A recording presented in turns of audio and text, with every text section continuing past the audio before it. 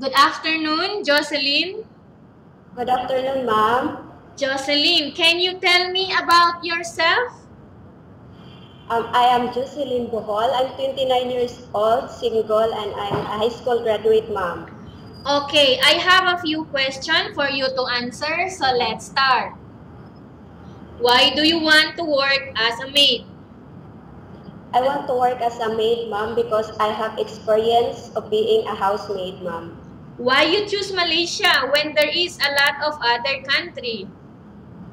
Because Malaysia is progressive country, ma'am, and peaceful. How are you qualified for this job?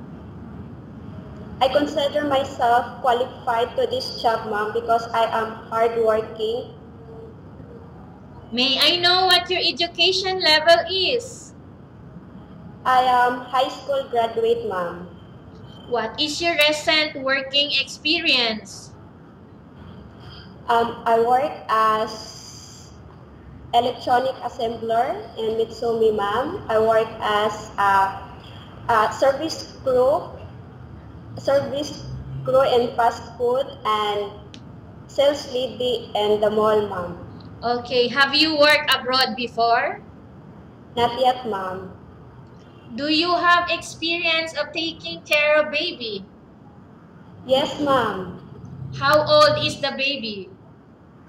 I start taking care of the baby at the age of 3 months old, ma'am, until 2 years old. How about elderly people? I work I have experience taking good care of elderly people, ma'am, at the age of 94-year-old old woman, Okay. ma'am. Do you have any other special skills? I am computer literate, ma'am.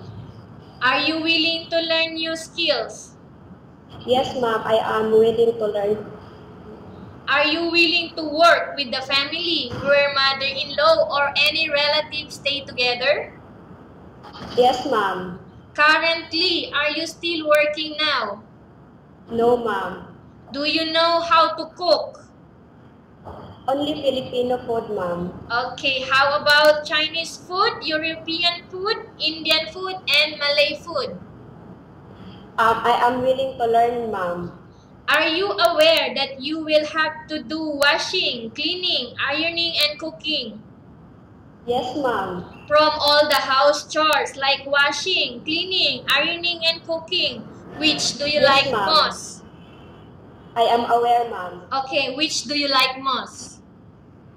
Cleaning, washing, ironing, and babysitting, ma'am. Okay, you are not allowed to use handphone during working hours. Yes, ma'am. You are only allowed to use handphone after you finish all the work and when going to bed. Yes, ma'am. You are strictly needed to surrender the handphone to your employer in the morning and your employer will return back to you once you're going to bed. Yes, ma'am.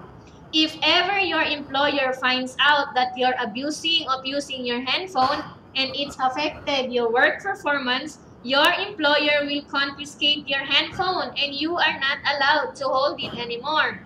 Instead, Yes, ma'am. your employer will allow you to call to your family 3 times in a month. You only allowed to bring normal phone and you are not allowed to bring smartphone. Are you agreed for the terms and condition?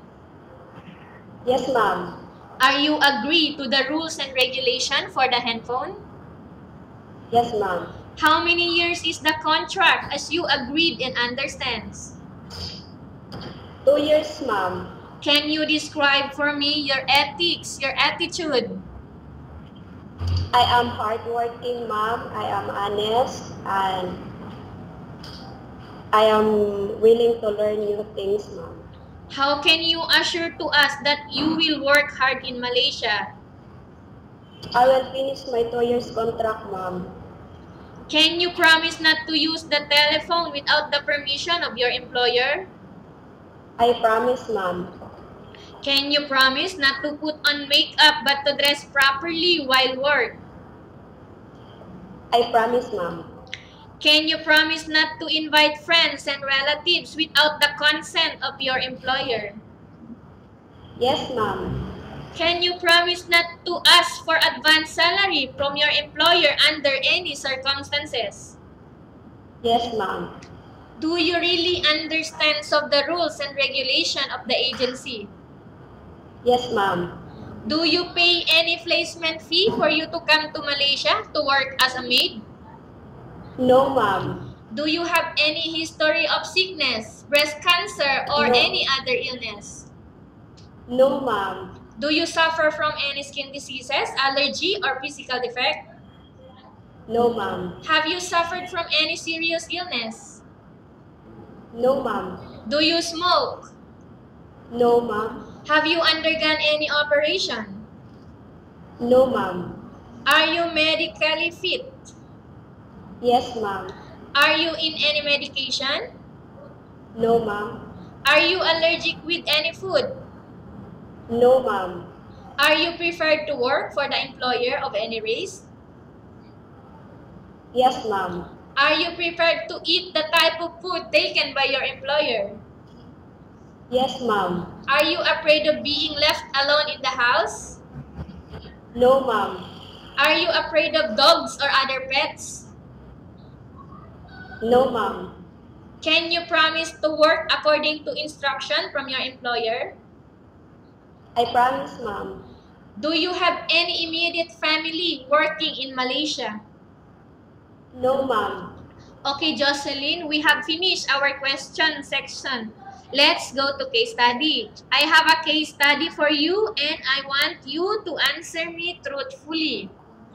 Upon arrival in Malaysia within 6 months, if ever any of your family members passed away, what will you do?